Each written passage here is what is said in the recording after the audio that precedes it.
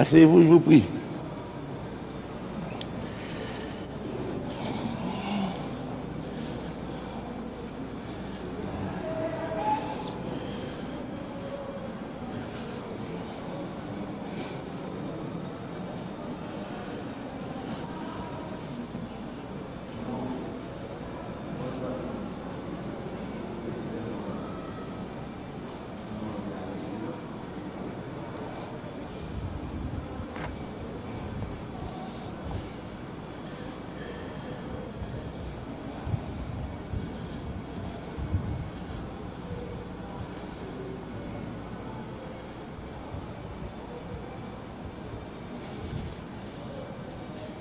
Mesdames, Mesdemoiselles, Messieurs, bienvenue une fois de plus dans cette maison pour la continuation du dialogue avec la presse et à travers la presse avec l'opinion publique nationale et internationale, puisque je vois ici quelques représentants de la presse étrangère. Je voudrais cette fois-ci, dans mon introduction, être bref. Loisir de poser des questions, car j'imagine que depuis la dernière fois qu'on s'est vu, beaucoup de questions probablement seront adressées au président de la République sur l'évolution générale des choses, particulièrement dans cette perspective des 3 mois que nous avons bouclés, contrairement aux espérances et illusions de certains. Ensuite, parce que, bien sûr, la dernière fois, je me suis laissé aller au point de donner à la conférence de presse une durée de 2 heures, ce qui est bien sûr inaccoutumé, anormal. Donc, comme la conférence sera d'une durée plus brève, mon introduction sera également plus brève. Ce que j'ai à dire est simple, c'est que, après 3 mois au pouvoir, nous sommes dans une situation qui me paraît aujourd'hui en voie de clarification. En ce sens que d'un côté, on voit bien, et j'espère qu'on voit mieux, pour ceux qui étaient de bonne foi, quelles sont les lignes générales de l'action gouvernementale, comment le gouvernement se définit, et surtout, je dirais, quelles sont les directions dans lesquelles le gouvernement s'engage résolument pour la solution des problèmes fondamentaux. Je crois que ceci est un point capital. À savoir, le gouvernement a pris en main la direction des affaires de l'État pour donner une orientation à la chose publique et une orientation au développement économique de ce pays. Non seulement dans les nouveautés de l'organisation ministérielle et des structures administratives, mais aussi dans les idées majeures, les idées forces exprimées par le gouvernement et par moi-même. Hier encore, à la Okaïe, je les reprenais. Il y a donc là, très nettement, désormais, une vision possible du profil du gouvernement, de sa volonté d'action, de l'orientation qu'il donne à son travail et de la direction que le pays doit prendre avec nous, conformément à nos promesses et à nos engagements, conformément à notre programme de gouvernement, changer la vie. Qui veut nous définir, nous comprendre, doit lire et relire, changer la vie.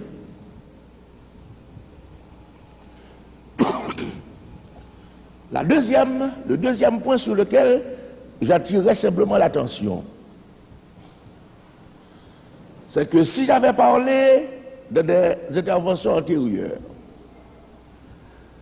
d'une dynamique d'acceptation, je dirais aujourd'hui qu'il y a une normalisation de la situation haïtienne, une normalisation de la vie politique, ceci bien sûr, en dépit de quelques retours nostalgiques, de quelques actions que le gouvernement condamne, que on ne peut pas toujours empêcher dans un pays, mais que nous avons dénoncé et auquel nous sommes déterminés à mettre fin.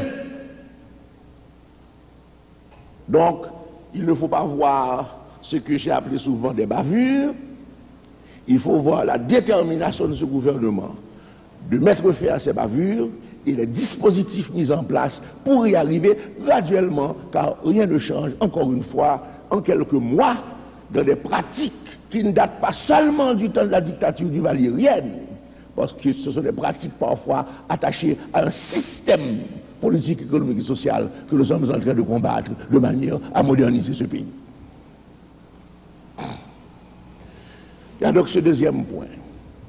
Au-delà de la dynamique d'acceptation, une normalisation des choses, et à la faveur de cette normalisation, c'est le troisième point sur lequel j'insisterai, ou j'évoquerai simplement, que ce que j'évoquerai simplement, je n'ai pas le temps d'insister, c'est malgré des critiques qui rarement sont justes, je dois le dire, quand c'est la malchance de ce gouvernement, des critiques qui rarement sont justes. Quand elles sont justes, nous en tenons compte, car nous l'avons souvent dit, nous sommes des hommes de bonne volonté. Mais rarement, elles sont justes, car c'est la bonne foi qui, malheureusement, les anime trop souvent. Ceci dit, malgré quelques critiques, dont certaines sont valables, est en train d'installer de ce pays un état de droit, fondé sur le respect des libertés fondamentales.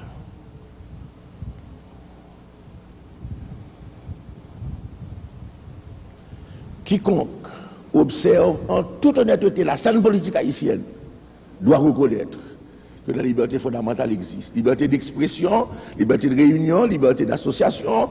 Pas plus tard que le 30 avril, un parti politique tenait son assemblée générale librement dans une ville de province, si équivoque du respect et de la promotion du pluralisme politique.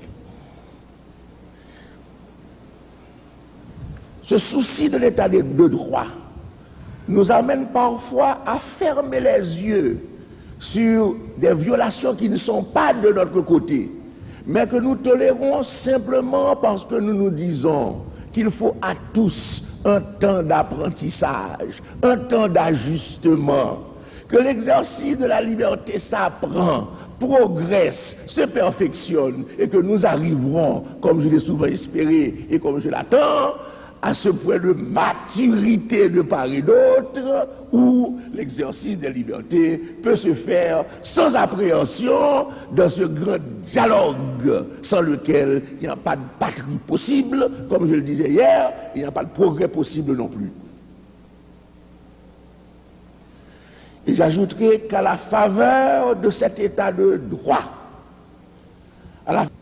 se consolide, au moins dans de très larges secteurs de la population, malgré une situation économique et sociale très difficile et même critique, dont on ne peut pas nous rendre responsables en toute bonne foi. Eh bien, nous dirons que malgré les difficultés d'une situation économique sociale intenable presque pour le peuple, pour les masses populaires, il y a dans ce pays une attente. Il y a dans ce pays une espérance. Il y a dans ce pays la volonté d'investir une confiance dans une équipe gouvernementale pour précisément sortir le pays de la situation actuelle.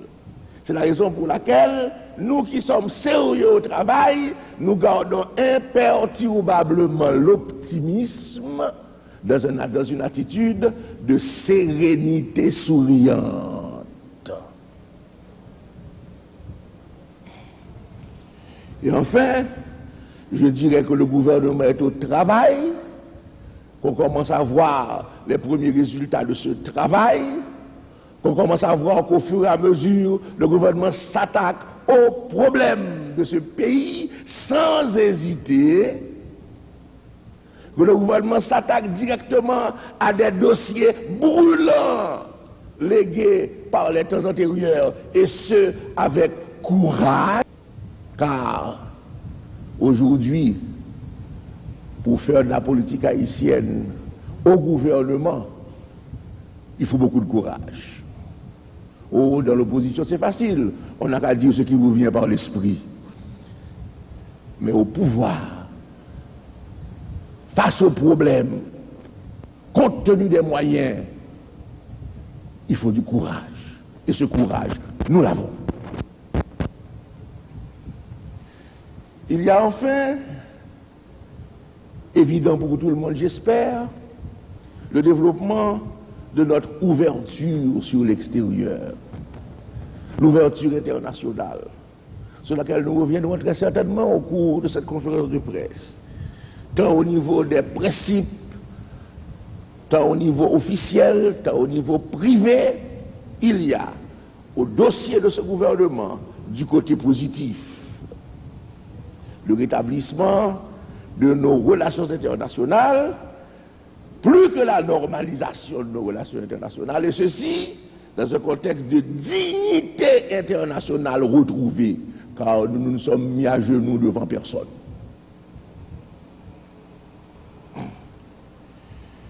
Ceci dit, sur le plan interne, nos rapports avec les institutions s'améliorent, la reprise dont certains doutaient a commencé, le climat et le ton sont donnés par le gouvernement. Honnêteté, compétence, les réalisations commencent à se voir et se verront, particulièrement le mois prochain où véritablement il y aura du nouveau, heureusement pour ce peuple qui a tant attendu. Donc, je peux dire que sur tous les fronts, à des degrés divers, avec des succès d'importance diverses pour le moment, le gouvernement, malgré un climat qu'on a tenté de créer, le gouvernement aujourd'hui est en mesure de dire: nous avons fait le maximum de ce qui pouvait être fait dans la situation qui a été la nôtre, et donc aujourd'hui nous sommes en mesure, après avoir commencé largement à mettre de l'ordre, car il fallait d'abord mettre de l'ordre dans la maison, et nous continuons à mettre de l'ordre dans la maison. Vous savez que la réforme administrative s'étend, mais aujourd'hui c'est le secteur parapublic. Après que nous ayons entamé le secteur d'administration, et bien nous pouvons dire que le gouvernement se sent plus confiant, parce qu'ayant plus l'expérience des difficultés, des obstacles, des oppositions, et ayant prouvé qu'il est possible à des hommes de bonne foi de faire les sacrifices nécessaires, mais que nous n'avons pas encore atteint, pour lequel nous travaillons. La mobilisation nationale que nous avons annoncée. La mobilisation nationale pour la solution des problèmes critiques qui menacent l'existence même de ce pays. Nous sommes certains que l'équipe gouvernementale au pouvoir est l'équipe du sauvetage national. Sauvetage national qui se fera par étapes, car on ne sauve pas un pays qui a pris une ligne descendante depuis des décennies, sinon des siècles. On ne sauve pas un pays en 5 ans. C'est la raison pour laquelle nous insistons pour qu'il y ait cette succession régulière de mandats quinquennaux qui permettent à l'œuvre collective de sauvetage national de se poursuivre après nous, c'est-à-dire à la fin des 5 ans que la Constitution nous a octroyés et au-delà desquels nous ne resterons pas une minute de plus, donnant la parole et la responsabilité à ceux qui viendront après pour continuer ce sauvetage national. Je crois donc que ce qui est important à dire, puisque vos questions vont m'obliger à entrer dans des détails, dans des précisions, c'est qu'on se rend compte qu'au moins au gouvernement de ce pays, le changement est là. Qu'on compare avec la dictature, qu'on compare avec Duvalier père et fils, on voit vraiment que là, le changement est à la tête, en attendant que la tête dynamise le corps, puisque le corps est déjà animé par la volonté des changements qui sont les aspirations de la nation. Vous voyez que cette fois-ci, Je n'ai pas pris en énumération divers points pour donner les éléments, puisque je compte sur vos questions pour précisément substantialiser, si vous voulez donner plus de substance et de chair, aux 10 points que moi-même j'ai essayé de penser comme étant les plus importants de l'actualité politique. Mais c'est à vous de dire si ces 10 points correspondent vraiment à vos préoccupations. Merci.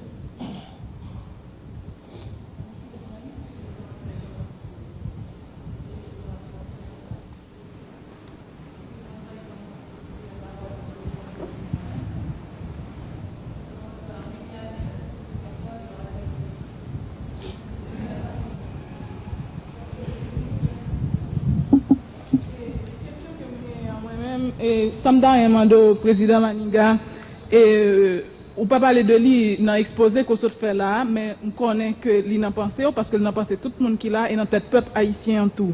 C'est concernant brigade vigilance que le gouvernement Célestin avec vous-même gagne un projet pour nous le mettre sous pied. Pas rien jusqu'à présent qui prouve que l'armée n'est pas capable de contrôler la sécurité dans le pays pendant toute l'année qui se passe, et puis précisément 2 dernières années, et particulièrement 2 dates dans tête, 17 janvier, leur élection, et puis avec 7 février, là que tu as installé dans le pouvoir. Dans les positions que nous prenons, nous dit que pour résoudre le problème d'insécurité, c'est brigade de vigilance avec la justice. Est-ce que ça t'avait dit que le monde a interprété et geste ça, ou initiative ça, comme si nous a dit que l'armée en faillite? Deuxième volet, dans la même question, nous connaît tout. Est-ce que, d'après l'attitude ça qu'on prend, et grand pile comité quartier qui gagne dans le pays, qui levait contre lui, qui n'est pas d'accord avec la décision que le gouvernement prend pour mettre brigade vigilance sous pied, est-ce que ça veut dire qu'on va retourner à une idée qu'en pile brigade vigilance déjà accusé ensemble avec le comité quartier, qu'il y a 30 ans de cela, vous te faites partie de monde qui te mettait équipe Tonton Macoute sous pied? Est-ce que c'est une idée de plus que 30 ans que vous voulez accomplir encore une autre fois dans la société haïtienne? Liliane, nous comprenons que tu as un petit changement, une attitude et l'esprit vous pose des questions. Parce que les questions sont questions importantes. Pour qui ça pour gâter lui? Ou dit que oui, que 57, ou bien tu dit que je fait d'automate. Nous connaissons bien, c'est pas vrai. Pas mettre là-dedans. Poser des questions sans pas entrer dans ça, puisque les questions sont bonnes questions. Pour ça, pour gâter lui, à vous mensonge ou calomnie. C'est pas la peine. Nous dépasser ce stade ça. Tout le monde connaît compte, Tonton Macoute, tout le monde connaît pas de jamais n'a fait Tonton Macoute 57. Pas mettre là-dedans, pas gâter question. Je viens je dis pour me parler avec nous en ami. Pas faire que vous si n'a pas agressé dès le départ. Oubliez ça. Pas dire encore parce que c'est pas vrai. Ok? Alors, je vais une question fondamentale. Affaire brigade vigilance là. Comprenez bien. L'homme parle, essayez où ça veut dire, pour qu'il n'y ait aucune intention d'organiser brigade de vigilance dans le pays pour faire revivre le comité de quartier et force parallèle. Ce n'est pas l'intention du gouvernement. Si nous demandons au Premier ministre là, il t'a expliqué nous exactement ça qu'il devait dire. Parce que son expression que l'employé, pour laisser faire comprendre nos bagailles, et moi-même, c'est temps de l'employé le tout, pour exprimer, faire comprendre nos bagailles. Nous avons 2 niveaux de responsabilité, au niveau présidence, au niveau gouvernement. Au niveau gouvernement, le Premier ministre a exprimé d'une certaine manière, mais essayez de comprendre ça, je veux dire. Ce n'est pas affaire de brigade de force parallèle parce que l'armée, comme on dit, n'est pas capable d'assurer l'ordre. Ce n'est pas ça du tout. Le Premier ministre a été voulu, et n'a posé la question nous-mêmes directement sur ça. Ça a été voulu dire, il a dit que gagner une obligation pour les gens qui sont intéressés, pour contribuer à assurer la sécurité dans le pays d'Haïti. C'est ça l'idée fondamentale. L'idée fondamentale, c'est pas seulement un côté un gouvernement qui est pour assurer la sécurité et l'autre côté une population qui est victime de sécurité. Non. Que nous, dans le même bateau contre la sécurité, qui sont adversaires, nous aussi bien ou même que moi-même. Car la sécurité dans le pays, à Lydiane, ou même général Joe Wall parler de lui, c'est-à-dire que c'est moi accusé de lui. C'est deux affaires différentes. Comprenez bien. Ou même vous prenez radio, vous dites, mais sécurité. Est-ce que moi-même, il accuse de moi-même, je nous aliment pour faire opposition, moi-même, je nous bagaille qui peuvent critiquer le gouvernement. Donc nous-mêmes, côté dans l'affaire de sécurité, c'est pour nous contribuer, nous tous, dans l'affaire de sécurité. C'est ça pour nous, ça te veut dire. La preuve que ce n'est pas organisation de bonne parallèle, mais communauté d'intérêt dans la sécurité, il cite un article code pénal là. Il rappelle la population qui ne connaissent pas que le code pénal a autorisé les gens, les un crime commettre, prend les gens, mais lui-même d'autorité, l'arrêter en quelque sorte, mais par autorité régulière, puis le cap pour justice, cap pour son pour. Les mandats donc intervenus, les mandats agir ou même tout contre facteur de sécurité. C'est ça que la veut dire.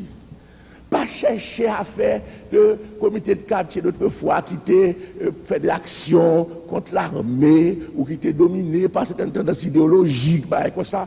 Mais non, pas aussi loin. Prends esprit, ça le dit. Moi-même en tout cas. C'est comme ça, moi, c'est comme ça, je comprends ni et je ne comprends pas l'autre gens. Parce que le gouvernement, inutile de vous le dire, mes amis. Mais je ne fais pas gouvernement tout non. Comprenez ni tout non. Nous, que le gouvernement vraiment a intention d'établir ma côte en Haïti, ce n'est pas 23 ans d'exil, nous sommes passés. Alors, nous parlons de ma côte encore en Haïti. Dieu merci, nous parlons de ma côte encore en Haïti. Mais me répondons ça. Mais non, sécurité, c'est pas établi en un seul jour. Je dis ça précisément. Je ne dis pas introduire le problème dans ça que si nous voulons former des forces parallèles parce que l'armée n'est pas capable d'assurer la sécurité, nous ne pas poser problème dans ça. Le gouvernement dit que l'affaire sécurité, ce n'est pas seulement affaire gouvernement avec force de l'ordre, c'est affaire chaque citoyen concerné. Mais ça le veut dire. Mais comprendre bien le problème de sécurité. Mais le gouvernement, la lutte contre ça, il met un dispositif pour ça, il adopte un plan pour ça. Et l'armée, la police, en action pour ça. Ça ne peut pas supprimer du jour au lendemain, mais c'est certain. Donc, son combat, et si force de l'ordre là, a fait travail, et nous faisons confiance pour faire travail. Si elle sortait besoin de dire, même dire, nous faisons confiance pour faire travail. Mais nous demandons, la population concernée, à aider autour, parce que c'est un problème national lié.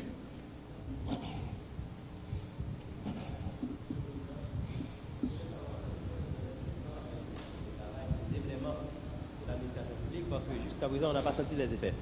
Bon, c'est pas photo, c'est pas sentir. Chaque monde est censé aiguisé ou pas. Mais le travail a commencé sérieusement, déblément.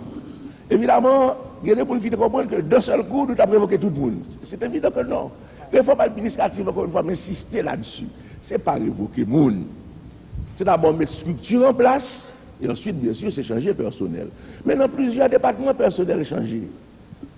Si vous dites pas, alors à ce moment-là, on ne peut pas suivre l'actualité quotidienne du pays en tant que journaliste. Parce que moi, je une chronologie là. Une chronologie, réalité pays depuis me passer jusqu'à aujourd'hui. Chaque jour, dans la chronologie, il y a un changement dans l'administration. Chaque jour, mon bagage qui fait non ministère ou non l'autre ministère. Changement de direction générale. Changement de tout. Moi, ouais. Que pour y aller, le secteur parapublic qui est venu, ou du pas un changement, mais l'autre qui commence le changement, ciment qui commence le changement, semaine prochaine, tonne, ou après changement dans notre secteur, ou du pas quand même, donc ou pas jamais un changement, parce que yo là devant ou, sous pas ouais, par contre, qui doit voir, changement commencé. Dis-moi côté comprendre que nous t'apprenons plus vite, alors laisse ça m'a dit oui, ou t'es perception que nous t'apprenons plus vite, mais nous pas aller aussi vite que même où t'es quoi, mais pour la constitution, bah nous 6 mois. Pour nous changer dans le pays ici, nous avons 3 mois seulement. Donne-toi les autres mois, on va écouter changement pour venir.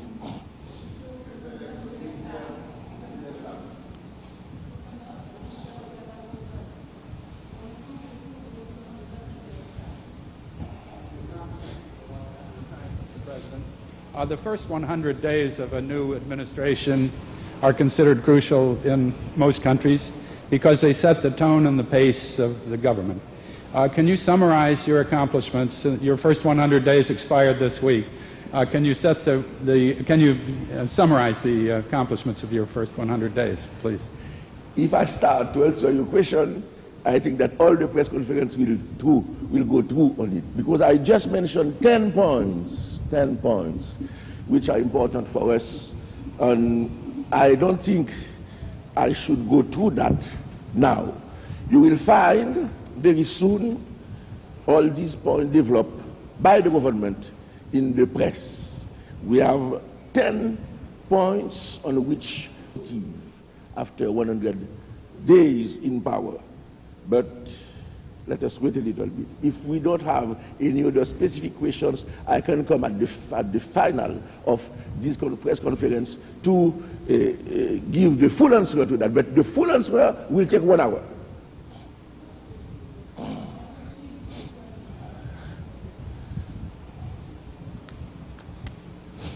Monsieur le Président, vous avez dit tout à l'heure que dans votre exposé, qu'en dépit du climat qu'on a tenté de créer, votre gouvernement a fait jusqu'ici le maximum.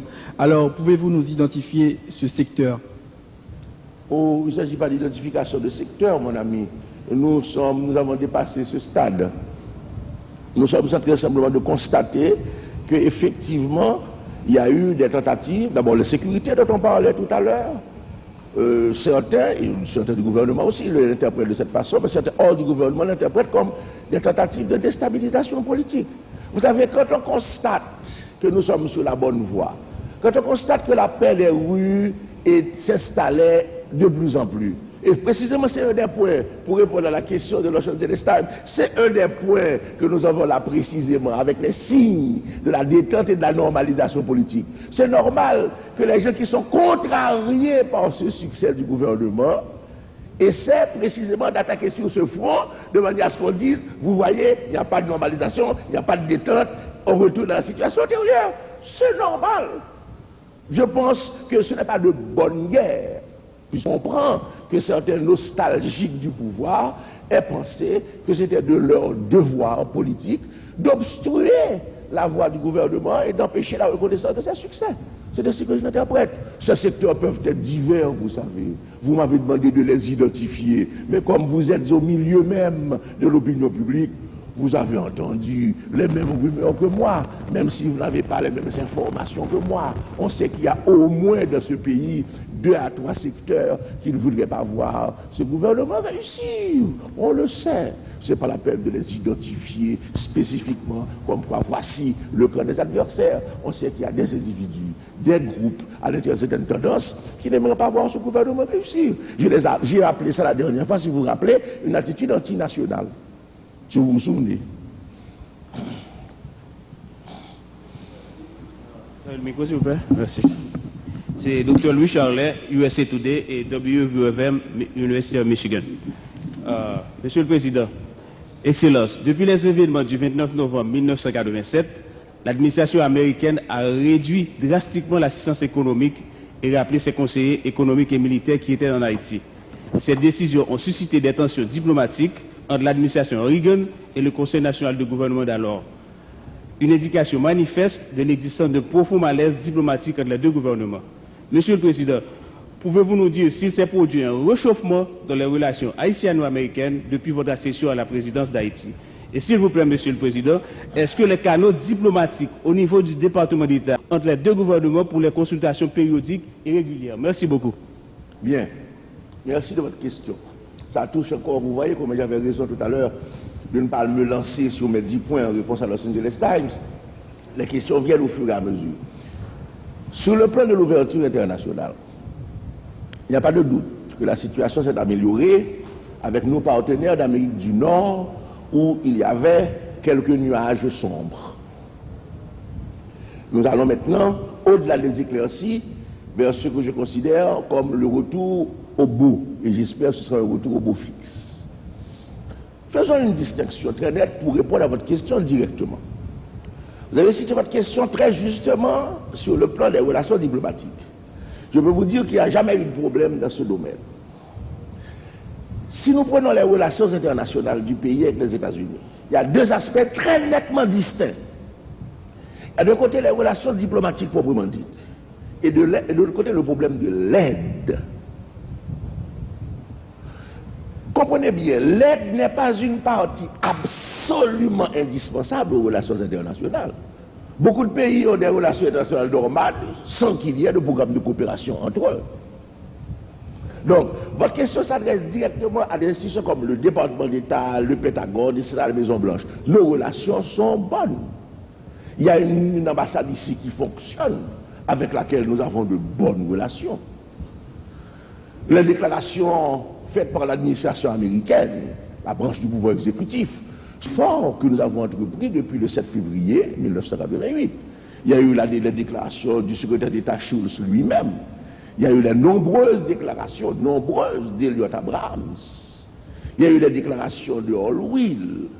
Donc l'administration américaine nous sait gré de cette volonté de démocratisation qui existe dans le pays grâce à nous, de notre sérieux travail, de notre compétence, de ce qu'ils appellent le record que nous avons en arrivant au pouvoir dans la lutte contre la violation des droits humains, pour la démocratie, contre la dictature. Ceci a été dit. Donc, nos relations avec l'administration américaine ne présentent pas, sur le plan des relations diplomatiques, de problème à ce que je sache. Maintenant, en ce qui concerne l'aide, ça c'est autre chose.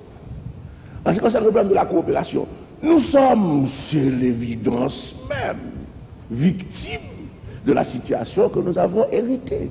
Les sanctions n'ont pas été prises contre nous. Nous sommes arrivés à un moment où les sanctions étaient déjà prises contre le pays. Ce qui constitue quelque chose de tout à fait différent. C'est tellement vrai que ça me gêne de le dire. Mais quand on parle de ces sanctions et de notre gouvernement, on dit quel que soit le respect qu'on a pour M. Maliga et son gouvernement. Ce sont des choses qui se répètent, vous l'avez lu vous-même dans tous les textes et dans toutes les déclarations. Donc nous avons un héritage que nous sommes en train de faire des efforts pour pouvoir en débarrasser le pays. Car comprenez bien, ce n'est pas le gouvernement qui est victime de ces sanctions, c'est le peuple. Si la dépendance vis-à-vis des États-Unis est arrivée au point qu'il nous fallait leur aide même pour boucler notre budget, si cette aide est supprimée et que nous avons des difficultés budgétaires, ce n'est pas le gouvernement seulement qui est victime, c'est le peuple haïtien qui est victime. Si nous avions des travaux à faire, des projets en cours, des programmes en développement, l'aide cesse brusquement et que ces projets ne peuvent pas être exécutés, ce n'est pas le gouvernement qui est victime, c'est le pays qui ne bénéficie pas de ces projets. Si le SNEM, Service national d'éradication de la malaria ou des maladies endémiques, domaine humanitaire, si le SNEM est obligé de fermer, ce n'est pas seulement le gouvernement qui s'en a triste et en est victime, c'est le pays qui bénéficiait des services du SNEM qui en est victime. Il faut bien qu'on le comprenne. Nous, ce que nous sommes en train de faire, encore une fois, c'est un rétablissement. Un malade au chevet duquel nous nous penchons pour trouver la thérapeutique appropriée. C'est ça notre position. Et c'est la raison pour laquelle nous n'avons jamais caché. Nous n'avons jamais caché que nous demandons d'abord au peuple haïtien de compter sur ses propres forces, leçon positive. Deuxièmement, nous cherchons à diversifier nos sources extérieures permettant de mobiliser. Nous espérons que les États-Unis reconsidéreront leur position vis-à-vis de nous et nous feront bénéficier, à notre avis le plus tôt serait le mieux, de l'aide qu'ils ont l'habitude de donner depuis déjà plusieurs années, sinon même décennies, au pays d'Haïti et au peuple haïtien. Notre position est donc claire, crystal clear, comme disent les Américains. Nos relations au niveau politique sont bonnes, les relations diplomatiques sont normales, l'aide a été suspendue. Voilà la réponse.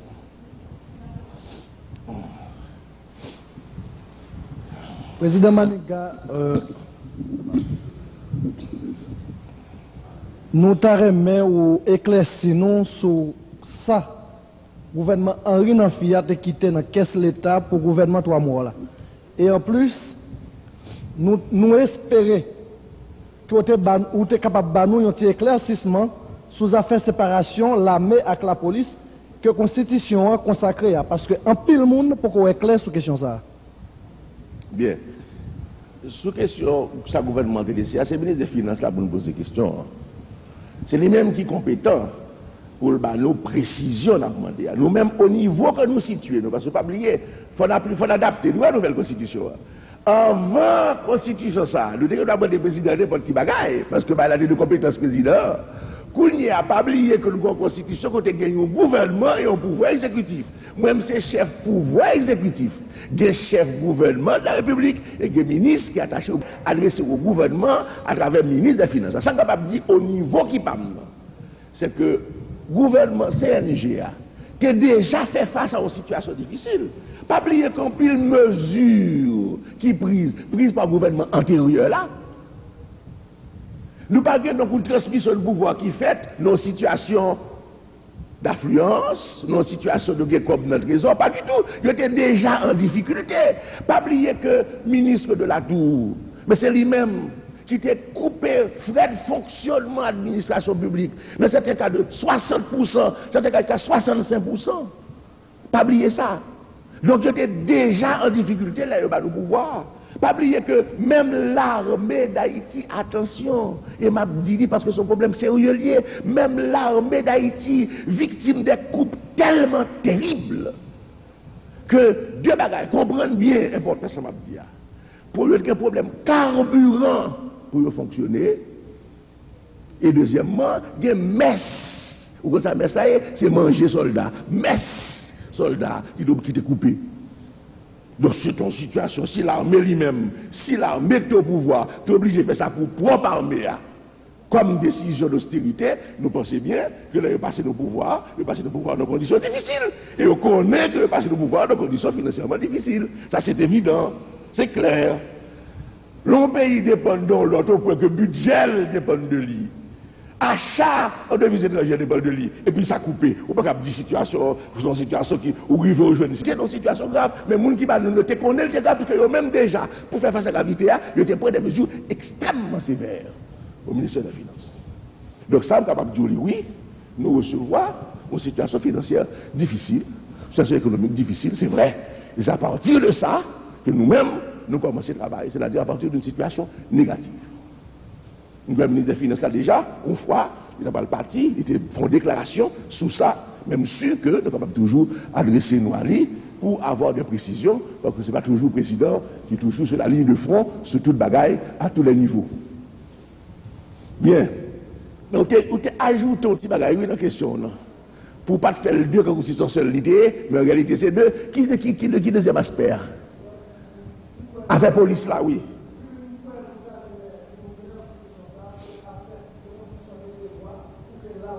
Ok. Bien content de poser question. Parce que c'est une point, ouais, c'est une point de réserver tout. Problème application de la Constitution. N'allez le plus loin que le matériellement possible et politiquement possible dans l'application de la Constitution. Il y a des choses nous faire tout de suite. Nous préférons suivre sa Constitution dit pour faire pour arriver à lui-même. Ça fait le paraître plus lent. Parce que la Constitution posée, en pile problème d'application, on dit déjà, en pile procédure. Problème police là, oui, la Constitution dit qu'il faut le séparer de l'armée. Mais ça nous fait. Dans la loi organique là, pour tenir compte de nouveaux systèmes d'entrée là-dedans, système démocratique que d'entrée là-dedans. Ça nous fait. Eh bien, d'abord, nous séparer des forces nationales de l'intérieur. C'est deux départements différents. Ah, c'est un important. Deuxièmement, surtout pour répondre directement à la question, non? Dans la loi organique, département de la justice, là, nous créons corps de police, constitution prévoit pour l'appliquer normalement. Et les premiers ministres qui en même temps ministre de la justice déposé projet de loi organique ministère de la justice là, c'est tout à fait naturellement que c'est dans le département de justice, la Jean Constitution en Vléa, que vous prévoit organisation police pays d'Haïti. Et comme nous connaissons très bien, parce que sous poser question en tant que journaliste, nous supposons suivre ça qui va passer la Chambre. Vous connaissez très bien que la discussion commençait déjà la Chambre, sous projet ça, et sous question ça en particulier. Question ça déjà, commençons le débat, qu'à continuer la Chambre retourner au travail. Donc, l'homme de vous dit, il n'est pas clair. Mais si, pareil, la clair, c'est clair. Le gouvernement dépose un projet de loi, enfin, en vertu du projet de loi, ça, conformément à la Constitution, la police pourra l'organiser au sein du département de la justice. Projet de loi déposé conformément à la Constitution. Donc, il est clair sur l'intention du gouvernement et sur l'action gouvernement. Ah, mais écoutez, ça prend temps procédure. Mais ça prend procédure de vote d'abord. Mais où est nous prenons chemin, puisque nous déposons le projet de loi, nous commençons, c'est clair. Bah, la net est claire. On n'a pas appliqué la Constitution. Tout ça, n'a pas de doute.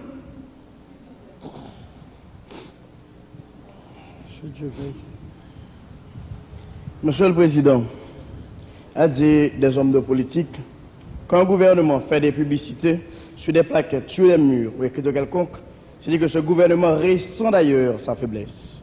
Pourtant, on a pu remarquer à travers le milieu de la capitale que des provinces vivent Maniga pour 5 ans, parfois pour 25 ans. Et d'autre part, si on se rappelle bien, Monsieur le Président, vous avez dit même, je crois, à l'émission en bâtonnelle, que nous garantissons la sécurité. Depuis lors, les morts se multiplient par balle ou par assassinat quelconque, tant que dans la province ou dans la capitale. Est-ce la sécurité, ou du moins, est-ce que votre gouvernement ressent une faiblesse? Telles sont mes questions. Je commencerai par la dernière façon dont vous introduisez votre question, pour vous faire une reproche amicale. Puisque si vous voulez poser une question sérieuse, une fois de plus, pourquoi vous venez avec cette dernière injonction qui colore inutilement, négativement votre question? Car je peux répondre à cette dernière injonction de manière très simple. Est-ce que vous suivez les actualités internationales? Vous les suivez? Est-ce que vous avez vu ce matin les nouvelles par CNN?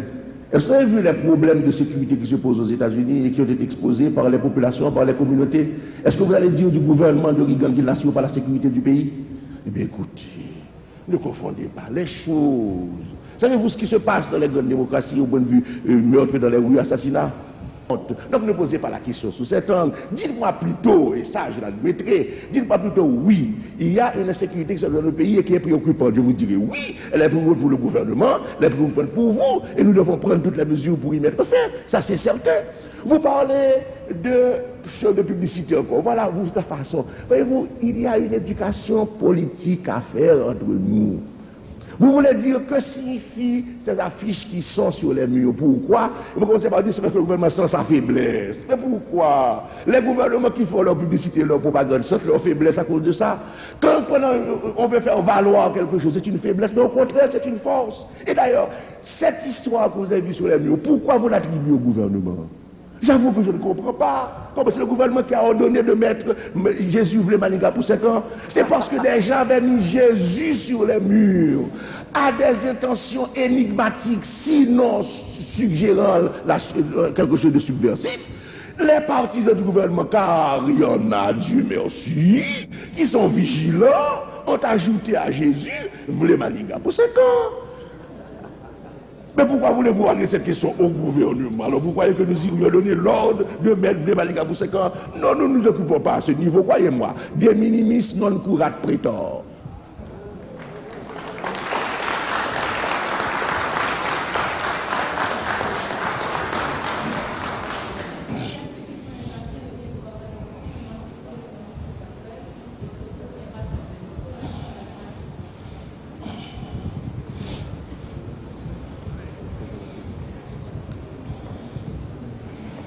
Une grande question déjà, mais j'en réponds au journaliste en tout à l'heure. Il vient ajouter dans ça, c'est toujours sur question de sécurité. Hein. Souvent, on fait référence avec grande démocratie. On croit que c'est en comparaison que nous ne pas dans la même fait parce que nous ne pas dans la même situation. Nous pas dans le même problème social, nous pas dans la même réalité sociale. En Amérique latine, le monde mourit chaque jour. Il y a des gens qui mourent, il y a des crimes collectifs, un paquet de bagailles. Il y a parler de la presse, parler de eux et de choquer tout le monde. Ça capable d'arriver ici. L'autre jour, parler de banditisme social, de violence politique. Quelle est la limite entre ces deux choses-là? Est-ce que l'œil au boulet, yo boulé ça sans gasoline, yo tiré sur des petits mouns qui te souhaitent les organes, gros paquet de bagages à privé, et qu'on a bon, ou vient avec un plan de sécurité, gros paquet de bagages à la donne, entre autres brigades de vigilance. Où songez 29 novembre, avant 29 novembre, population qui était attaquée, était organisée spontanément. Vous avez dit de façon libre, mais on dirait plutôt de façon spontanée, pour les agressions qui étaient dirigées vers la population civile. L'armée était interdite, brigade Sao, assez violemment. Après ça, l'élection vient faite, conscient, moi, en radio Haïti parlait de 2 dates qui étaient en sécurité, 17 janvier à 7 février, rien pas passé. C'est que vous êtes capable d'assurer la sécurité vraiment. Mais la population, ça nous interdit d'organiser tête, de défendre tête, qui j'en peux réagir qu'on y a. Et puis qu'on a comparé avec la question de grande démocratie, nous parlons en grande démocratie, nous n'avons pas le même problème social avec Monsao. Donc, nous pas capables de parler de même problème et tout. Et nous bien clarifier pour moi, ça les bandits sociaux là avec chaque jour ici. Question là, évidemment, accompagnée de plusieurs commentaires. Me laissez commentaires sous côté, parce que je ne sais pas qui intéresse nous, c'est question qui intéresse nous. Parce que nous avons prendre sous question de simple méthode. Pour qu'on comprenne ce qui a passé la caillou, il faut connaître ce qui a passé l'autre bord tout. Parce qu'en pile, ce qui a passé la caillou, c'est l'autre bord fini. Pas oublier ça. Pas oublier ça.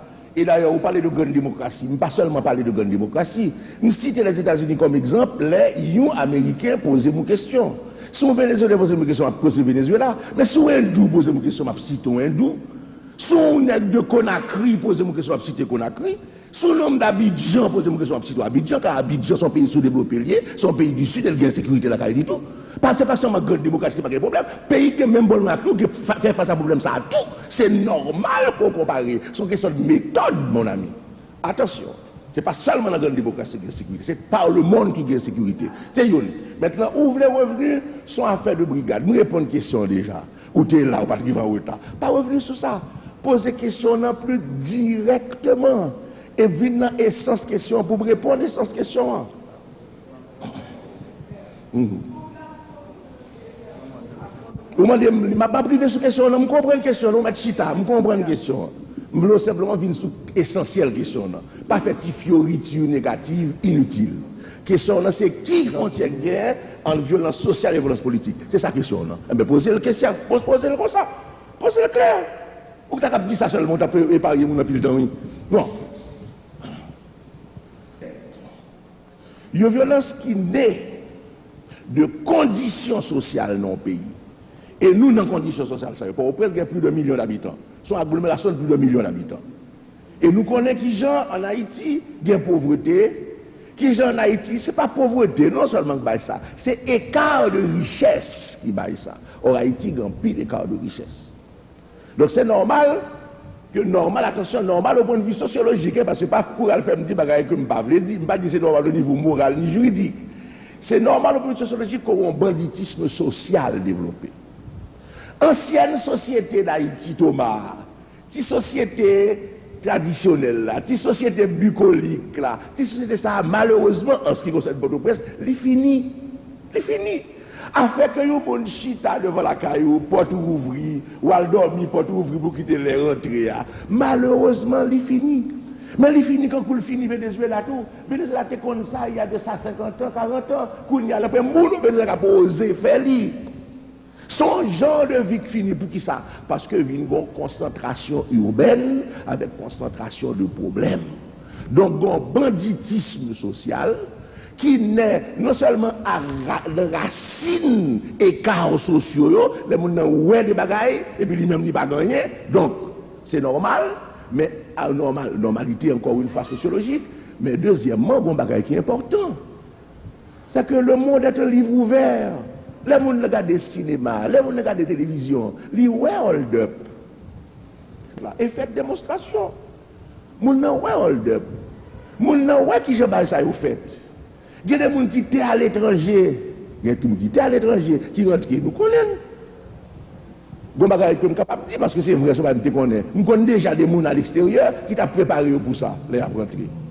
Il y a des étrangers tout qui la caillent nous connaissons ça. Il y a des étrangers tout capables de participer dans le banditisme. Donc, le banditisme social. Maintenant, attention, banditisme, comprenez bien, là nous disons banditisme social là. Nous ne pouvons pas dire que c'est pauvre qui fait le nom. Nous disons de fait en raison des écarts sociaux, en raison de rapidité, développement, richesse d'un côté, pauvreté de l'autre. Car non quand mon riche, tout rôle de fait, parce que je fais l'organiser à ce moment-là. Ils font gang organisé, ils mêlent à drogue par exemple. Et c'est même toujours habitué dit, en Haïti, marcher pour drogue, marché intéressant pour le trafic de drogue, ce n'est pas la population pauvre, c'est le monde qui a l'argent.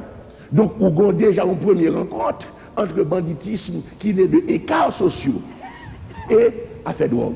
Maintenant, on a une limite qui vient franchir entre ça et politique. Pour qui ça? Il y a des gens qui ne peuvent pas faire un pays démocratique. Ils ne peuvent pas attendre mandat normal fini pour avoir chance. Ils croient que l'intérêt, c'est dans la subversion pour jeter le gouvernement. Alors là, ça ne va pas le faire. Il va faire tentative de subversion. Si on fait tentative de subversion, Ça fait deux bagailles. Nous avons un exemple concret, c'est un dernier dans le pays d'Haïti. Ou bien, il a essayé de déstabiliser le gouvernement politique d'origine, car intention politique. Et deuxièmement, il essayait d'acheter des armes, acheter explosifs pour entrer dans le pays, pour faire assaut. Ce sont des réalités concrètes que le pays vive. Donc, quand les frontières à chercher, ils disparaissent entre violence sociale et violence politique. Ou pas dans tout pays américain, y compris en Haïti, des fois, l'homme met sous ça ou met sous drogue tout en même temps. Une alliance qui fait, une solidarité qui fait entre drogue et politique. C'est pas seulement la caille nous le fait. Donc, c'est clair qu'il y a des sources différentes de banditisme, mais à certains moments, à certaines conjonctures ou sur certains terrains, on est capable de une rencontre, une utilisation de banditisme social là, par banditisme politique là, de manière à créer un climat de déstabilisation.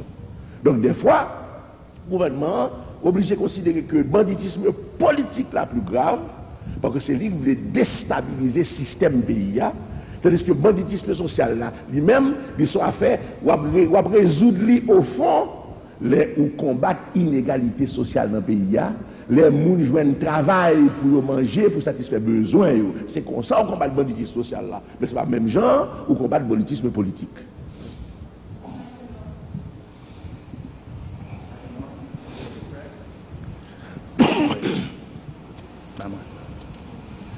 Les résultats des CASEC ont été publiés. Les CASEC ont soulevé pas mal de critiques. D'abord, les élections ont-ils eu... Après, il y avait le retard dans la publication, 3 mois, c'est long. Il y avait 2 manifestations, sinon interdites, fermement découragées. Est-ce que vous pouvez commenter sur ces points divers concernant le CASEC? L'affaire de CASEC est très simple. Les élections ont eu lieu. Le Conseil électoral provisoire, chargé de superviser et d'organiser ces élections, a réuni les résultats et le chef du Conseil électoral provisoire a déclaré, en vue aussi de tout le monde, je crois, qu'il avait envoyé les résultats aux organismes concernés. D'abord, on a dit le 7 février, le 6 février, exactement, puis après on a dit la première résultat le 7 février. Le fait est que nous autres, quand nous sommes arrivés aux affaires, on n'a pas trouvé l'original des procès-verbaux. On n'a pas trouvé. Ceci est une chose que le Premier ministre a déjà largement expliqué. Alors, on a demandé où sont les résultats des CASEC. Il y avait une copie au secrétariat du CNG qui a été offerte au gouvernement, au Premier ministre. On a trouvé, je crois, aussi une copie au ministère de l'Intérieur, si ma mémoire est fidèle à ce que m'a dit le ministre de l'Intérieur. Donc, en présence de photocopies, il y avait un problème, vous savez que le Premier ministre, avocat, on s'est battu de l'ordre des avocats. En présence de photocopies, c'est normal que le gouvernement ait eu un réflexe que j'appelle un réflexe sain, à savoir, on peut toujours vouloir contester la validité d'une photocopie. Car une photocopie ne suffit pas pour dire voici l'original. Il fallait donc chercher l'original. On a cherché l'original, on ne l'a pas trouvé. À partir de ce moment où il s'en parle qu'on n'a pas trouvé l'original, mais qu'il y avait des copies, des photocopies qui étaient identiques, le Premier ministre lui-même a suggéré qu'il fallait faire authentifier les copies par leur propre auteur. Quand si le propre auteur authentifie les copies, à ce moment-là, l'authentification donne valeur juridique, valeur légale au texte. Et c'est ainsi que l'idée a germé de faire authentifier les copies. Seulement, comme dans l'opinion publique, et même je crois une voix parlementaire avait eu à dire que c'est le gouvernement, le nouveau, qui retardait la publication ou avait je ne sais quel intérêt à ne pas publier, parce qu'on a même cité le RDLP comme quoi le RDLP pourrait être bénéficiaire de manipulation. On s'est dit dans ces conditions, nous n'allons pas nous prendre seul cette responsabilité, parce que quand le texte sera publié, on dira c'est le gouvernement, qu'est-ce qu'il en a fait? Donc on a voulu que l'authentification soit faite non seulement par le gouvernement, par l'auteur du document en présence du gouvernement chez le notaire, le peuple, c'est-à-dire une délégation du Sénat et de la Chambre. Et c'est ainsi que la solution a été trouvée de cette façon, à savoir que la copie a été authentifiée par son auteur, en présence non seulement du Premier ministre et du ministre de l'Intérieur, mais aussi en présence du président de la Chambre de délégation du Sénat, du président du Sénat, du président de la Chambre de délégation de la Chambre des députés, président du Sénat, délégation du Sénat, de telle sorte que les corps constitués ont été témoins de cette authentification. Voilà ce qui s'est passé. Maintenant, le contenu du résultat, je peux vous faire un aveu. Personnellement, je n'ai pas lu le document. Je ne sais pas qui a réussi ici, qui a réussi là. Le Conseil électoral provisoire a donné les résultats. C'était l'organisme chargé de les donner. Ces résultats ont été publiés. C'est aussi simple que cela, aussi clair que cela en ce qui nous concerne. Une première fois, on m'avait posé la question, j'avais dit, mais si on avait trouvé le procès verbal, l'original, on l'aurait déjà publié depuis longtemps. Comme il y avait un problème à résoudre, nous avons voulu nous entourer de toutes les précautions. À cet égard, les précautions ont été prises, l'accord a pu se faire, une solution de consensus, si vous voulez, une question de dialogue a pu se faire pour résoudre le problème. Le problème a été résolu. Voilà. Le gouvernement dans ses efforts. Donc, selon votre exposé, il paraît que la presse n'a pas bien compris, du moins, n'a pas, enfin, mis en exergue les erreurs du gouvernement. Et la presse a beaucoup mis en exergue vos erreurs, si toutefois, erreurs, il y en a. Donc, que comptez-vous faire, Monsieur le Président, pour établir un climat de confiance réciproque entre la presse et le gouvernement, avec la presse? Écoutez, d'abord, je n'accepterai pas comme vérité d'évangile ce que vous dites. Ah non, heureusement, j'ai de bons rapports avec une large partie de la presse. J'ai souvent reproché à certains organes de presse, y compris certaines agences, de présenter une vue partiale des événements ayant lieu en Haïti. Ceci, pour moi, a été l'évidence même. Mais ceci ne signifie pas pour autant que j'ai un problème avec ce secteur de presse. Je demande à ce secteur de presse de faire son travail en toute conscience professionnelle. C'est tout. C'est tout. Rien d'autre. Mais Dieu merci, j'ai de bons rapports avec le large secteur de presse, et je voudrais que ces bons rapports s'étendent à toute la presse. Pourquoi voulez-vous que le gouvernement ait une attitude vis-à-vis de la presse? Écoutez, ou bien vous nous croyez intelligents, ou bien vous ne nous croyez pas intelligents. Si nous sommes intelligents au pouvoir, nous avons besoin que notre œuvre soit appréciée, soit reconnue. Donc nous avons intérêt à avoir de bons rapports avec la presse. Si nous sommes intelligents, je crois que nous le sommes. Si donc il y a parfois des problèmes, il faut se demander pourquoi je peux affirmer de ce côté-ci du podium que ce n'est pas une volonté du gouvernement, au contraire. Si certains ont, c'est leur droit, mais ce n'est pas notre responsabilité. Nous aimerions qu'ils dialoguent avec nous systématiquement, ça oui, sans aucun problème. Mais s'ils ont adopté la ligne de la critique systématique, injuste, que je qualifie de mauvaise foi parce que j'ai les preuves de cette mauvaise foi en présentant les événements, à ce moment-là, je constate que malheureusement, je n'ai pas trouvé dans ces organes ou dans ces agences la bonne foi professionnelle qui me faisait croire en leur réputation. Et c'est la raison pour laquelle la dernière fois j'avais dit, je ne peux pas avoir d'estime pour des comportements pareils. Mais attention, de ce côté-ci du podium, le gouvernement a la nette intention de développer les meilleurs rapports avec toute la presse, sans exception ni exclusive. Nous autres, nous avons intérêt à ce que le climat des relations entre la presse et le gouvernement soit le meilleur. Et non seulement nous avons intérêt, mais nous avons foi dans cela. Pourquoi? Parce que c'est notre politique générale. Nous voulons l'harmonie avec l'Église, l'harmonie avec l'armée, l'harmonie avec le monde patronal, l'harmonie avec le monde ouvrier, l'harmonie avec le corps social. C'est ainsi qu'un pays fonctionne et travaille dans le sens de l'effort collectif que le gouvernement réclame et de la solidarité nationale que nous voulons. On peut avoir des points de vue divergents et avoir un excellent climat de route. Et je le souhaite vivement. Je pense que nous passons par un moment d'apprentissage, c'est ce que je disais tout à l'heure. C'est la raison pour laquelle le gouvernement ne réagit pas. On annonce des événements qui n'ont pas lieu. Tout le monde constate que ces événements n'ont pas lieu. Donc ce n'est pas la peine que nous intervenions. Vous comprenez bien? Mais alors, ce que je voudrais, c'est que les gens qui annoncent ces événements imaginaires vérifient l'authenticité à leur propre source avant de lancer ça sur les zones soit nationales, soit internationales. C'est tout. Nous voudrions qu'ils fassent leur travail en toute conscience professionnelle. Savoir ne rien dire qui soit faux. C'est tout. Mais en ce qui nous concerne, croyez-moi, nous n'avons pas, nous ne nous donnons pas d'adversaires dans la presse, au contraire. Nous voulons être les amis de tous les médias sans exception et nous voudrions que le dialogue puisse s'installer. C'est la raison de cette conférence de presse. Pourquoi est-ce que je fais une conférence de presse? J'aurais pu m'abstenir. Je ne suis pas obligé. Pourquoi je le fais?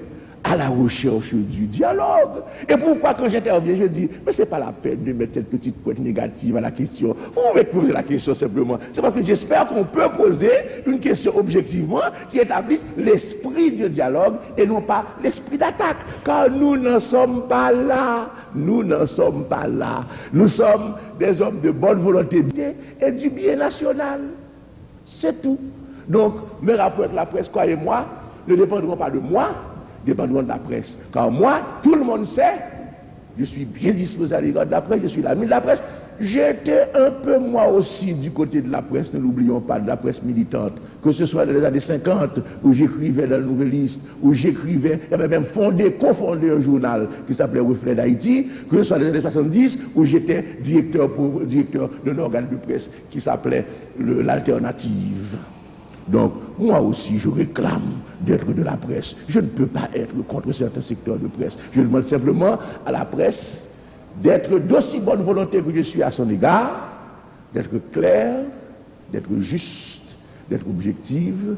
Et à ce moment-là, je ne vois pas qu'une divergence puisse créer un climat d'adversité ou d'hostilité. La divergence est normale.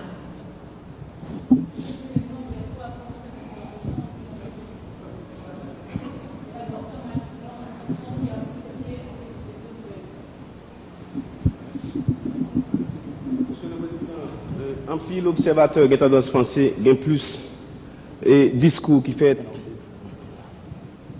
Et on a oublié d'éduquer là. Oui, après, un moment. Oui, monsieur le président, observateur politique qui a tendance à penser, il y a plus discours qui fait intervention à la télévision, conférence de presse et l'autre encore, j'en passe, que des actes politiques concrets qui posent. C'est vrai. Déchets toxiques, pas jamais une solution. La vie vient picher. Drogue continue à circuler à l'aise. Responsable droits humains dit qu'il y a plus violations droits humains qui fait 2 derniers mois ça y est. Ou même monsieur le président, honnêtement, est-ce qu'on a dit pour observateur politique ça y est, qui ça ou fait, qui ça a accompli depuis monter sous président 1. Deuxièmement, monsieur le président, nous connaissons un pile rêve pour peuple haïtien. Si toutefois vous arrêtez dans la route, qui ça d'après vous même cap Kembéo. Merci monsieur le président. On dit que je ne pas tout parler tout à l'heure. Oui, mais c'est réalité pays, comme ça, n'a pris temps avant une entendre l'autre. Vous faites ce dit là, ça précisément, je suis cité comme exemple que nous avons fait un effort. Nous avons fait un effort pour établir un dialogue plus objectif et plus simple. Vous dites que nous parlons plus que n'agir, mes amis. Est-ce que vous observez vraiment? Pourquoi ils ont dit ça d'abord? D'abord, pourquoi ils ont dit? Puisque vous avez dit, mais telle question, sans faire sur telle question, vous avez dit, nous parlons plus que l'agir. Oui, attention, déjà là. Or, c'est pas vrai. Nous prenons des responsabilités. Est-ce que vous essayez, est-ce que vous essayez de comprendre? Les nous agissons contre contrebande dans le pays d'Haïti. Nous ne faisons rien. Nous ne faisons rien d'après vous. À la traque, papa. Même pas comprendre nous, non, je nous pose des questions. Nous. Quand il y a responsabilité gouvernement, ça prend depuis là, action qui est engagée pour remettre le pays à sous rail, lutte contre la corruption qui est engagée dans le pays, réforme administrative qu'a faite, sans garder derrière, il n'y a pas besoin de qui. Nous prenons quantité de responsabilité, ou parler à faire des déchets toxiques là, nous dit à plusieurs reprises, nous fait, ou dit ne pas faire rien, mais c'est ça, nous ne comprenons pas. J'en pose des problèmes, non, ou si je ne pas tout qui contrôle de moi, je suis indisposé, mais c'est souris. Parce que nous avons fait des déchets toxiques, ça nous dit premièrement, que dès qu'on prend faire tout ça, nous prenons des mesures immédiates conservatoires, Deuxièmement, nous adressons à pays étrangers. Nous faisons 3 examens de laboratoire, dont le dernier c'est l'OMS. Nous dit. Troisièmement, délégation ministérielle, en plus de toute délégation qui est allée déjà à l'OE, ministre déplacé à l'OE qui je vais pour dimanche 1er mai. 3. Quatrièmement, nous faisons action internationale, action auprès de l'ONU, action gouvernement américain. 4. Cinquièmement, nous annonçons dans le dernier petit causé en bâtonnel là, ça doit être un journaliste qui ne peut pas suivre rien du tout dans le pays. Nous annonçons que solution avant fait moi nous gagnons. Parce que nous avons une solution pour faire venir prendre bagarre et partir avec nous. Mais que comme nous prudents nous-mêmes, si ça n'a pas fait, ça n'a pas appliqué l'autre solution de moyens par nous. Mais déjà, nous gagnons un engagement pour venir prendre nous. Alors, sur l'autre dit, nous ne pas prendre rien, nous ne pas comprendre rien. Nous ne pas comprendre, non, ou pas suivre l'actualité.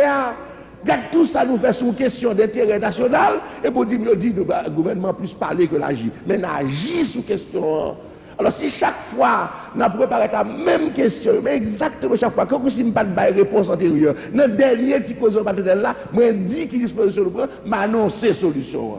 Alors mes amis, comprenez bien, c'est 3 mois de nouveau pouvoir, oui. Attention, c'est 3 mois de guerre, nous avons 6 mois, nous avons 1 an, nous avons 2 ans. Au bout de 2 ans, et nous dit qui solution pour ta question.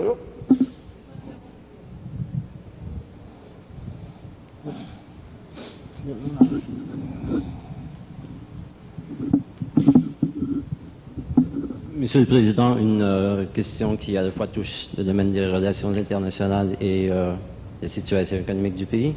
Pourriez-vous nous informer quant à l'état des négociations entre la République du Venezuela et la République d'Haïti sur l'état des négociations en ce qui a trait à l'implantation ici d'une raffinerie de produits pétroliers? L'état de négociation. Merci. Bien. Vous posez une question précise à laquelle, je crois, nous ne pouvons pas répondre maintenant, mais à laquelle nous répondrons dans quelques semaines.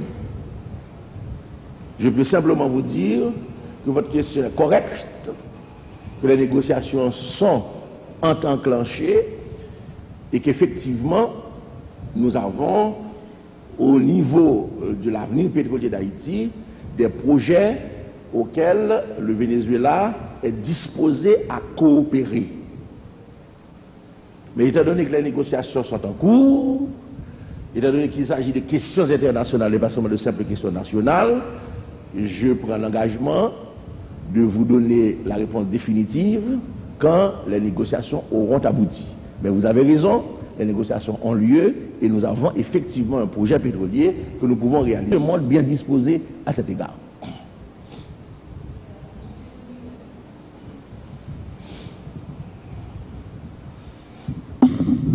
Monsieur le Président, ce n'est pas un secret pour personne que les prisons haïtiennes sont en piètre état. Et forcément, les conditions de détention ne répondent pas aux normes des droits humains. Je voudrais savoir, en tant que chef de l'État, est-ce que quelque chose est prévu en ce sens pour l'amélioration de ces prisons? Merci de votre question. Je vais y répondre de 2 façons. D'abord une réponse générale et ensuite une réponse directe. Je voudrais que nos amis de la presse,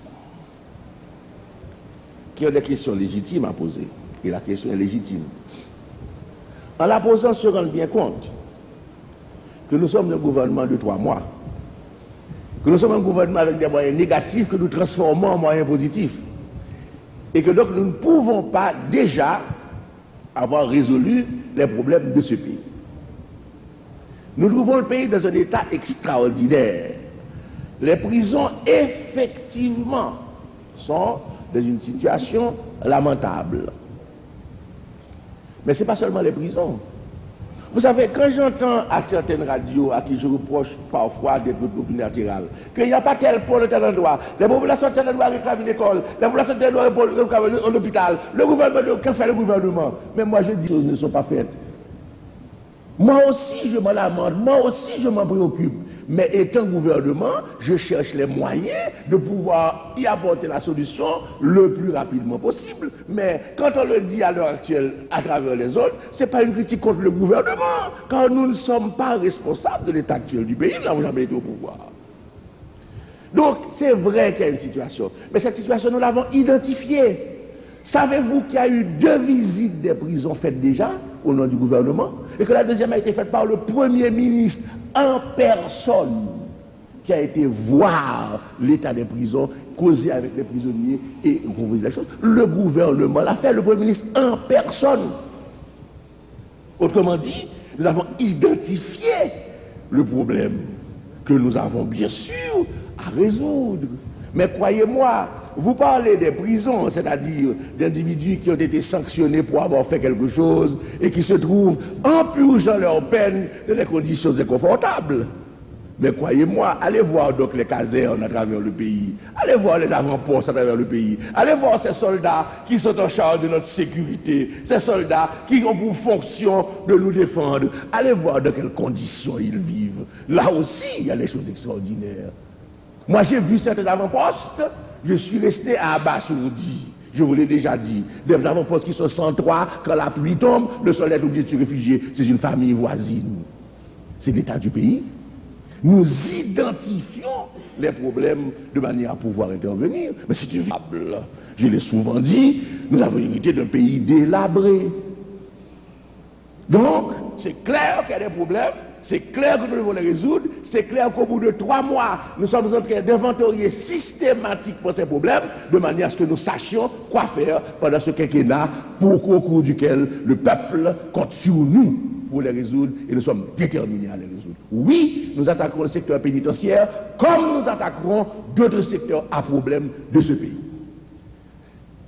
D'ailleurs, j'en profite pour le dire, à l'occasion du 18 mai, et précisément à la suite de la seconde visite faite dans les prisons et par celle-ci dirigée par le Premier ministre en personne, j'ai décidé de prendre comme geste un décret d'amnistie en faveur de quelques prisonniers.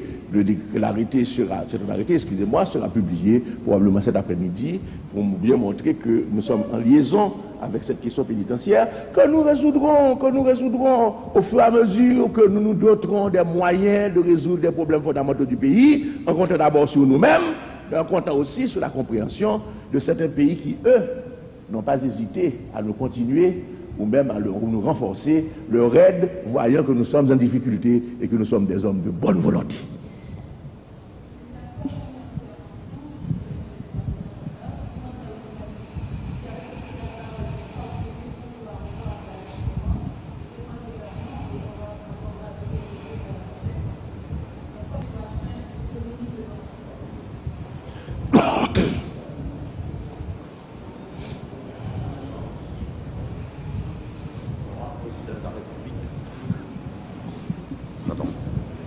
Excellence Frédéric Tardieu Duquesla, un journaliste professionnel de carrière. C'est la discipline même de la conférence. Pour avoir assisté à 2 conférences antérieures, vous avez dit qu'il est obligatoire de décliner son nom et le journal auquel on appartient. Là, je respecte votre volonté, puisque vous me connaissez très bien mieux que personne, mais je dois respecter la discipline, n'est-ce pas, des débats. Excellence, honorable président de la République, notre éminent compagnon du spirituel, je vous remercie infiniment de l'accueil très cordial que vous m'avez fait ce matin à votre bureau du Palais National. Grâce à vous et à vous seul, j'ai pu ce matin obtenir la parole. Il y avait une discrimination. Je m'arrête là. Et je vais dire ça dans mon bulletin. Excellence, honorable président de la République, notre éminent compagnon du spirituel, comme vous le savez mieux que nous autres, le département de la Grand'Anse, auquel j'appartiens, je suis né à Corail, le département le plus défavorisé, le plus abandonné du territoire national. Vous savez ça mieux que nous autres, vous avez fait votre campagne à travers tout le territoire de la République. Par conséquent, compte tenu de vos relations internationales avant votre ascension à la présidence de la République,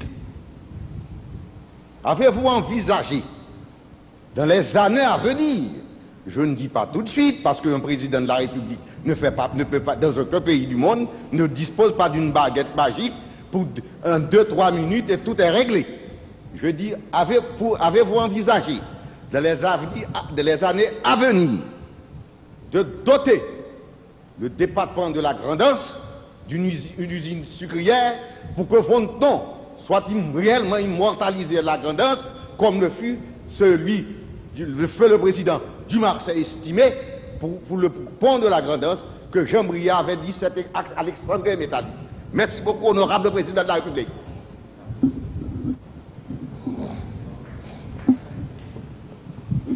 Mon cher Dieu, en ce qui concerne la Grand'Anse, je peux vous assurer qu'il ne s'agit pas seulement d'un projet de développement sucrier. Nous avons pour la Grand'Anse un projet de développement régional intégré. Je n'ai pas le temps ici, à peine une dizaine de jours, j'en discutais avec le ministre des Travaux publics précisément. Il faut d'abord désenclaver la Grand'Anse. Problème de communication. Il y a un plan tripartite qui met l'accent d'abord sur la route terrestre. L'étude est faite. Le ministre de la République met ceci comme une de ses priorités. Deuxièmement, les voies de communication maritimes, car nous allons moderniser le cabotage et le transport des passagers et des marchandises à travers nos côtes et la liaison aérienne. Maintenant, en ce qui concerne le département lui-même, nous avons, en ce qui concerne l'ensemble du pays, défini les vocations régionales. Vocation régionale à un double point de vue, au point de vue agricole, et nous n'avons pas seulement pensé, croyez-moi, au sucre, car n'oubliez pas que la Grand'Anse fut aussi une terre de cacao et d'autres produits de ce genre. Donc, il faut retrouver la vocation agricole de la Grand'Anse, de manière à développer, selon cette vocation agricole, la production de nos terres, de la région, du département, mais nous pensons davantage encore, croyez-moi, parce que c'est la philosophie du gouvernement, au développement agro-industriel de la Grand'Anse. N'oubliez pas que nous avons deux principes qui sont ici en cause. Premièrement, le principe de développement, nous disons priorité à l'agriculture, mais c'est l'agro-industrie qui sera le fer de lance. Et deuxièmement, nous disons décentralisation sur le plan de développement industriel autour de métropoles régionales. Donc, la Grand'Anse est comprise dans ce point global, pôle de développement industriel autour de métropoles régionales de la Grand'Anse en vue de l'essor, non seulement agricole du pays, de la région conforme à sa vocation, mais aussi au point de vue de son essor industriel. Donc, vous voyez que, en ce qui concerne la Grand'Anse n'est pas oubliée. Et d'ailleurs, s'y ajoute cette référence sentimentale qui nous est commune, le fait que Feu Dumas estimé avait pris la Grand'Anse en passion. Or, vous le savez, ce n'est pas un secret, que quand j'essaie, en historien, de comparer les régimes politiques que nous avons eus, quelles que soient les critiques légitimes, valables, contre le régime d'Estimé, je crois qu'on peut dire que ce fut l'un des moins mauvais que nous ayons eu au XXe siècle, qu'en ce qui concerne l'orientation progressiste. C'est donc une raison de plus que, suivant l'exemple d'un prédécesseur dont nous n'avons pas à rougir, je puisse accorder une prédilection à la Grand'Anse. Il y a un ordre, il y a un ordre. rétablir la confiance des investisseurs étrangers dans votre économie, que jusqu'à présent, le problème d'insécurité règne encore dans notre pays. Bon, écoutez, précisément, voyez-vous, quand je disais tout à l'heure qu'on veut déstabiliser le gouvernement et l'empêcher d'agir, je ne pensais pas seulement à la peur qu'on peut avoir quand on voit que les choses reprenaient dans le pays, mais tout reprenait. La vie nocturne reprenait, le carnaval, etc. Alors les gens se sont dit, bon, il faut créer la peur interne. Ce n'est pas seulement cela. C'est aussi le fait qu'en créant un climat de sécurité, on peut exercer un effet qu'on appelle dissuasif sur les bonnes volontés manifestes des investisseurs. Eh bien, écoutez, je peux vous garantir ceci, que sous ce gouvernement et depuis ce gouvernement, il y a une disposition des investisseurs étrangers, non seulement à explorer le pays, mais à se préparer à investir.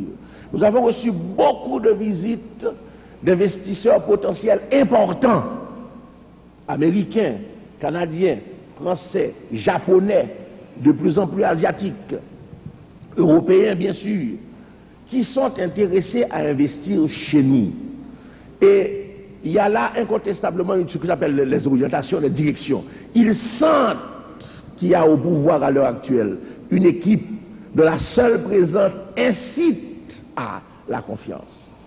Ils nous l'ont dit eux-mêmes. Vous avez suivi dans l'actualité ces groupes qui sont venus et que nous avons reçus et qui ont témoigné de la confiance qu'ils ont dans l'avenir immédiat d'Haïti.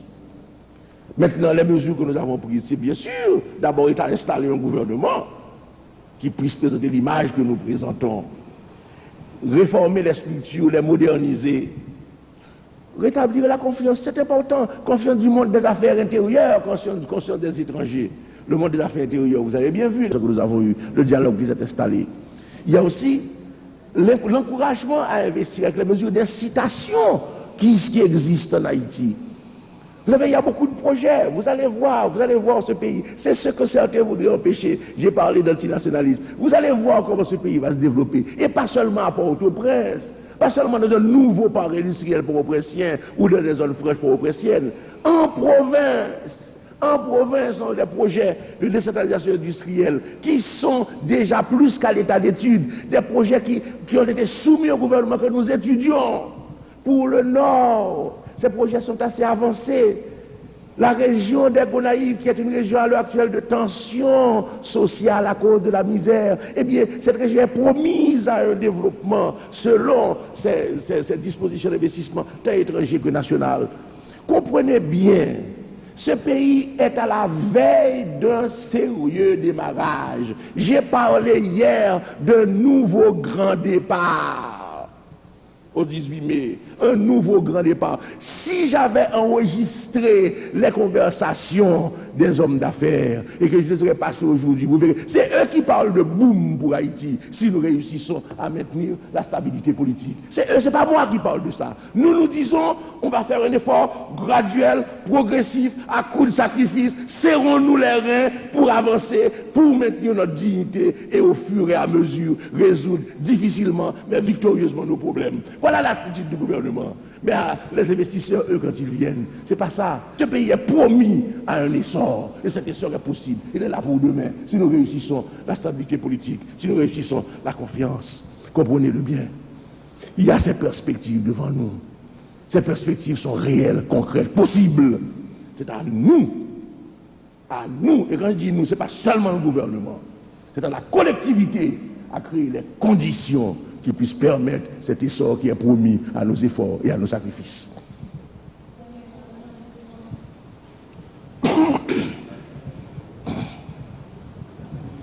Monsieur le Président, le régime précédent civilo-militaire a laissé pendant longtemps l'opposition s'exprimer sur les ondes de la télévision d'État. Envisagez-vous éventuellement dans le futur de rétablir ce droit que l'opposition considère comme fondamental en système démocratique? Bien. Deux remarques à cet égard, Monsieur Levanti. Premièrement, nous ne sommes plus en campagne électorale.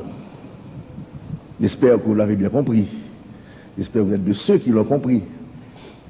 Et que donc en campagne électorale, on mesure le temps entre les diverses forces politiques. Je crois que c'est ce qui se passe dans tous les pays démocratiques, en France comme ailleurs. Donc c'est normal que pendant les campagnes électorales, on ait ce souci de donner la parole tant à telle force politique qu'à telle autre, un souci d'équilibre. Quand on n'est plus en campagne électorale, ce n'est plus le droit commun. Vous l'admettrez en France, que je crois connaître quelque peu pour avoir vécu 15 ans là à observer les institutions politiques, qu'ailleurs. Première remarque.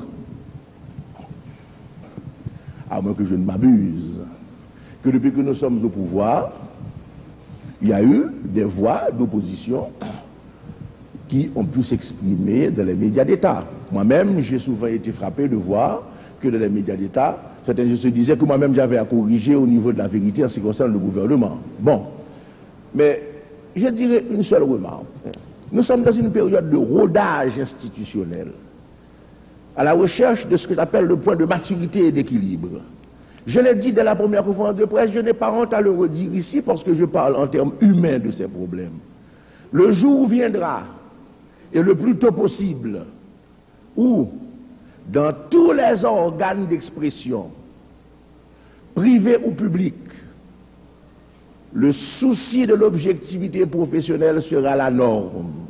Le jour viendra où certaines radios cesseront de donner une vision unilatérale, mais objective de toute chose. À ce moment-là, le secteur d'État sera exactement dans la même ligne, car nous aurons abouti au même degré de maturité ensemble. Car comprenez-le bien, je l'ai dit la dernière fois, il s'agit d'un effort commun. Tant que certains organes de presse ou certaines agences ne font que rechercher ce qu'il y a de négatif à proposer, ou quand ils proposent quelque chose, c'est dans un contexte qui ramène la nouvelle objective à des couleurs négatives, à ce moment-là, voilà, je veux dire ceci, le gouvernement utilise tout à fait naturellement la liberté d'expression dans le pays pour, par les médias d'État, rétablir la vérité, exprimer son point de vue, tout comme des journalistes qui écrivent dans les médias d'État le font spontanément, objectivement. Car Dieu merci, l'accès des médias d'État est ouvert au gouvernement. Donc, je crois qu'il y a un progrès à faire, Monsieur le Panti. Si vous voulez que je réponde plus directement à votre question, il y a un progrès à faire qui est des deux côtés, de manière à aboutir à une vision équilibrée, objective, qui donne tous les aspects des choses, et à ce moment-là, nous aurons atteint le point que désire le gouvernement, à savoir le point où, normalement, on puisse compter sur tous les organes de presse pour faire savoir la vérité entière et impartiale sur Haïti. Autrement dit, il y a une période de rodage institutionnel, il y a une période de recherche d'équilibre de part et d'autre, jusqu'à ce que nous arrivions à ce point idéal qui est l'objet de notre préoccupation commune. D'ailleurs, si vous voulez rendre hommage à la vérité, vous reconnaîtrez, Monsieur Levanti, que dans les organes d'État, on ne fait pas de la propagande systématique en faveur du pouvoir. Si vous voulez bien regarder, que ce soit les émissions de télévision, que ce soit le journal Le Progressiste, vous verrez qu'on publie les textes du gouvernement, vous verrez que certains journalistes défendent des points de vue gouvernementaux, mais vous ne voyez pas en faveur du gouvernement. Je peux même vous dire ceci, c'est un secret pour personne, que comme dans 2 numéros de suite, on avait publié ma photo parce que j'étais intervenu en public, j'ai fait la remarque au ministre des Informations, c'est pas la peine que dans 2 numéros de suite, ma photo soit publiée. Et la photo n'a cessé d'être publiée dans tous les numéros du Progressiste. De temps en temps, on le publie, on dit nous autres, nous avons le sens de la mesure, nous avons de l'équité seulement. Un média d'État renseigne tout à fait naturellement sur les activités publiques, car le gouvernement, ne l'oubliez pas, c'est la seule chose qu'on veut trop oublier. Le gouvernement, c'est le gouvernement de tous les Haïtiens. Écoutez, le RDNP peut avoir son journal s'il le veut. À ce moment-là, il peut prendre la position du RDNP. Mais quand on parle du gouvernement, on parle de l'ensemble de la collectivité. Pourquoi veut-on y introduire un esprit partisan? Quand on publie le discours que le président de la République a fait en hommage à toute son ouverture, ce n'est pas un geste en faveur du gouvernement, c'est une affaire nationale. Quand on publie le discours du 1er mai du président de la République lançant le bien rural coopératif, ce n'est pas une affaire d'un parti au pouvoir, c'est une affaire nationale. Le gouvernement, c'est la nation. Ces affaires nationales qui sont publiées. Demain, j'espère, vous allez publier le discours du 18 mai. Ce n'est pas une affaire partisane, c'est une affaire nationale, l'affaire de la collectivité. Où voyez-vous de la partisanerie? Là-dedans, il n'y en a pas. Ce sont simplement les affaires nationales qui sont publiées dans les médias d'État et le gouvernement est chargé par la nation de la représenter avec ses problèmes et avec les solutions que c'est une affaire aussi simple que ça. Il n'y a pas d'autre problème. Eh bien, mesdames, mesdemoiselles, messieurs, je vous remercie d'être venus à cette conférence. J'espère que graduellement, car nous aussi c'est un rodage et un apprentissage, nous établirons le climat idéal qui est possible, être gens de bonne volonté. Je vous réitère ma position personnelle et celle du gouvernement, à savoir que nous voulons entretenir avec la presse les meilleures relations possibles, toute la presse sans exclusive, et que notre intention est de créer dans ce pays un climat de dialogue intéressant tous les secteurs actifs de la population haïtienne. Merci d'être venus.